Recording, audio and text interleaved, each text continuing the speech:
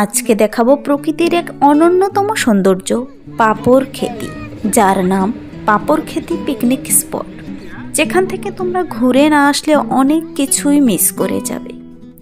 এত সুন্দর প্রকৃতি আর এক প্রকৃতির এক নিদারুণ সৌন্দর্য অনুভব করতে পাবে না তুমি যদি তোমার খালি চোখে না দেখো। যেখানে একটি বিশাল আকৃতির পাথরের উপরেই মন্দির রয়েছে। অনেকগুলো পাথর নয়, একটি বিশাল আকৃতির পাথরের উপরে রয়েছে একটি ছোট্ট মন্দির।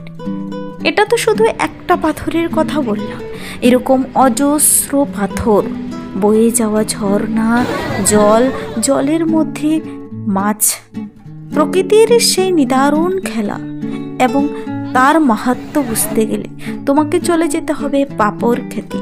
তো চলো একটু ডিটেলসে বলে দিচ্ছি পাপড় খেতি কোথায়, তুমি কিভাবে পৌঁছবে, আর সেখানকার হোমস্টে কত নেয়, জায়গাটি কিরকম, কত টাকার মধ্যে তোমরা ঘুরে আসতে পাবে। চলো বিস্তারিত আমি বলে দিচ্ছি। তো প্রথমেই তুমি বেরিয়ে পড়বে পাপড় খেতির উদ্দেশ্যে, যা কিনা শুধুমাত্র গরুবাথান থেকে 30 কিলোমিটার। তোমরা যারা গরুবাথান জানো না, গরুবাথানও কিন্তু একটি অন্যতম পিকনিক স্পট। সেই গরুবাথান পিকনিক স্পটের 30 কিলোমিটার পরেই রয়েছে পাপড় খেতি। তো গরুবাথান যেমন পাহাড়ের গা ঘেঁষে, সেখানেও তুমি জল দেখতে পাবে, ঝর্ণা নয়, জল, নদী, বয়ে আসা নদী।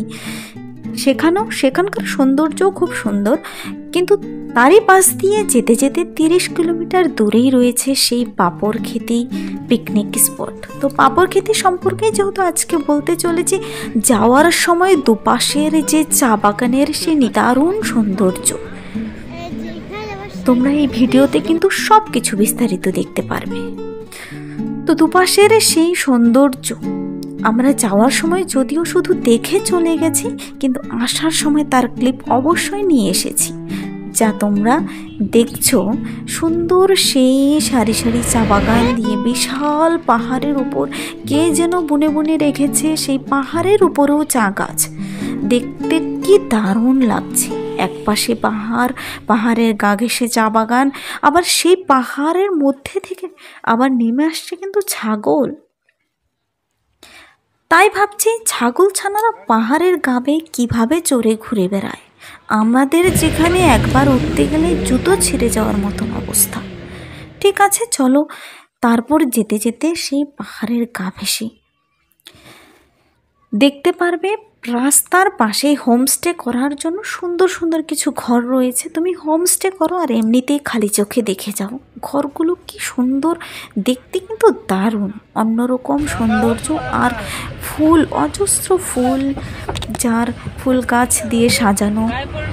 তারপর চলো এগিয়ে যাওয়া যাক আঁকাবাঁকা রাস্তা দিয়ে সেই পাপড় খেতির উদ্দেশ্যে।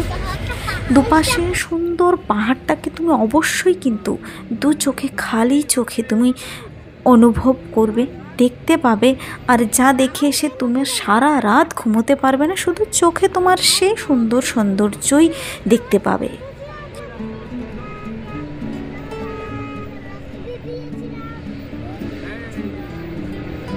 তারপর অবশেষে চলে গেলাম গন্তব্যে। সেখানে যাওয়ার পর দেখি সেই বিশাল একটি পাথরের উপরেই কিন্তু একটি আবার মন্দির রয়েছে। তার পাশ দিয়ে নিচে নেমে দেখতে পেলাম ঝর্ণার জল বয়ে যাচ্ছে, আর প্রত্যেকটি পাথরের উপরেই লোক বসে আছে, কেউ সেলফি তুলছে, কেউ রান্না করছে। সেখানে পাপড় খেতে যে কেন নাম হয়েছে বুঝতে পারবে কে। সেখানে নাকি আবার শাহরুখ খানের কোন সিনেমার শুটিং হয়েছিল। তো কোন শুটিং হয়েছিল একটু কমেন্টসে জানিয়ে দেবে। তো গাড়ি রাখার জায়গা রয়েছে, সুন্দর পার্কিংয়ের ব্যবস্থা রয়েছে, আর টাকাও কিন্তু কমই নেয় সেখানে অন্য জায়গার তুলনায়। তারপর দেখো সেখান থেকে বয়ে যাওয়া নদীর পাশ দিয়ে তুমি যেতে যেতে জঙ্গল পেরিয়ে কিন্তু আরও কিছু জায়গা রয়েছে, যেখানে তুমি সুন্দর করে সেই জলের ঝর্ণার দৃশ্যটি দেখতে পাবে। সেরকম ফিল্মের ঝর্ণা নয়, এখানে কিছু কিছু সরু সরু বয়ে আসা জলগুলো সুন্দর কলকল কলকল শব্দে জলগুলো বয়ে যাচ্ছে, জলের মধ্যে মাছ, আর জলগুলো এত ঠান্ডা, তোমরা পা দিতে পাবে না, দেখতে সুন্দর। তারপর চলো, সেলফি তো অবশ্যই নিতে হবে। এরকম জায়গা সেলফি না নেওয়া যায়?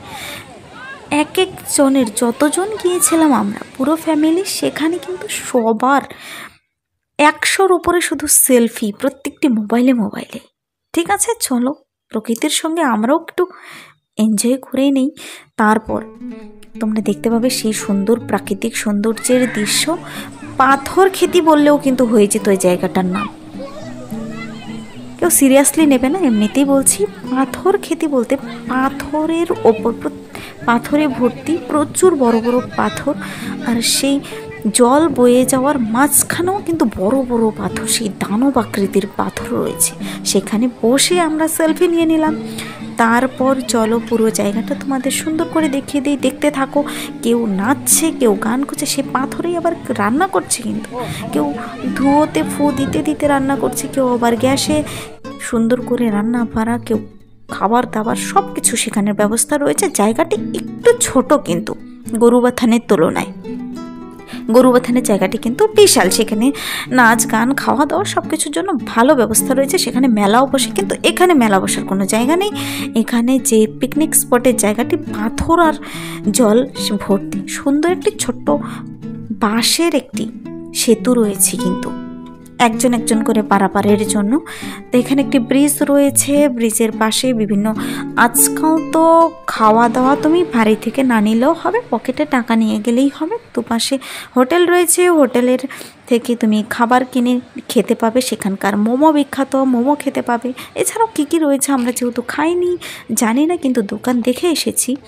তারপর প্রত্যেকটি পাথরে পাথরে চলো সেলফি নিয়ে, জল সব কিছু সুন্দরভাবে উপভোগ করে সবাই, কেউ কখনো চশমা খুলে, কেউ কখনো সানগ্লাস পরে, মজাটাই আলাদা। তো এত বড় পাথর তো আমি আগে দেখিনি, তোমরা দেখে থাকলে বলবে, অনেকেই দেখে থাকতেই পারো। তো সবাই মিলে ওখানে, কিন্তু একটি বিশেষত্ব হলো কিছুক্ষণের মধ্যেই সূর্য উঠে পড়বে, আবার কিছুক্ষণের মধ্যে অন্ধকার হয়ে যায়, কখনো কুয়াশাতে আচ্ছাদিত হয়ে থাকে, আবার কখনো বৃষ্টি পড়ে যায়। তো পাথরের পাহাড়ি এরিয়ার এরকমটাই ওয়েদার। তো দুপাশে তারপর এভাবে ঘুরে সারাদিন কাটিয়ে সেখানে প্রকৃতির সেই মনোরম সৌন্দর্য অনুভব করে সূর্য যখন প্রায় অস্তে যাচ্ছে, পশ্চিমে চলে যাচ্ছে, তখন আমরা ফিরে আসার সিদ্ধান্ত নিই। আর আসার সময় পাহাড়ের পাশের সেই দৃশ্যর কিছু ক্লিপ নিয়ে আসি। সেই ক্লিপ ভিডিওতে যতটা না সুন্দর, খালি চোখে তার সৌন্দর্য আরও দ্বিগুণ। খালি চোখে দু চোখ ভরে দেখা যায়, মন জুড়ে যায়। আর প্রত্যেকটি পাহাড়ি এরিয়ার পাশের বাড়িগুলোর যা সৌন্দর্য, কারুকার্য তুমি দেখলে বলবে। সুন্দর ফুল গাছ দিয়ে ভরা, একদম মনে হয় কিছু ফুল গাছ নিয়েই আসি সেখান থেকে। আর কাগজ ফুল যাকে আমরা বলি, সেই ফুলগুলো দিয়ে একদম ভরা। তারপর কিছুটা নামলাম আমরা আসার সময় আবার চা বাগানে, সেখানে দাঁড়িয়ে কিছু ফটো। খালি চোখে দেখে আসলে তো শুধু চোখই দেখতে পেলো, তোমরাও যেন দেখতে পাও তার জন্য কিছু ফটোও নিয়ে আসলাম। তো দ্যাটস অল অ্যাবাউট পাপড় খেতি। আর এখানে আমি একটা ডেস্টিনেশন বলে দিচ্ছি তোমাদের যাওয়ার, সেখান থেকে কোথার থেকে গেলে তুমি কোথায় নামবে, কোথায় কি রয়েছে।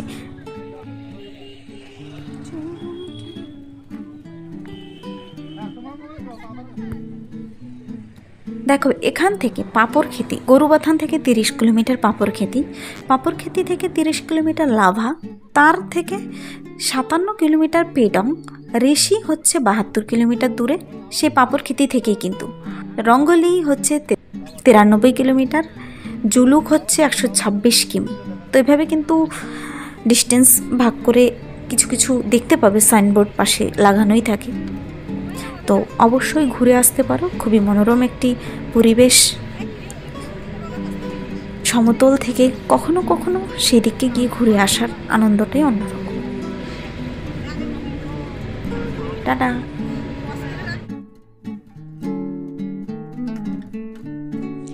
পাতা উল্টে দেখো, একটা গল্প আছে, কত জানা কাহিনী, কত ছিল অজানা।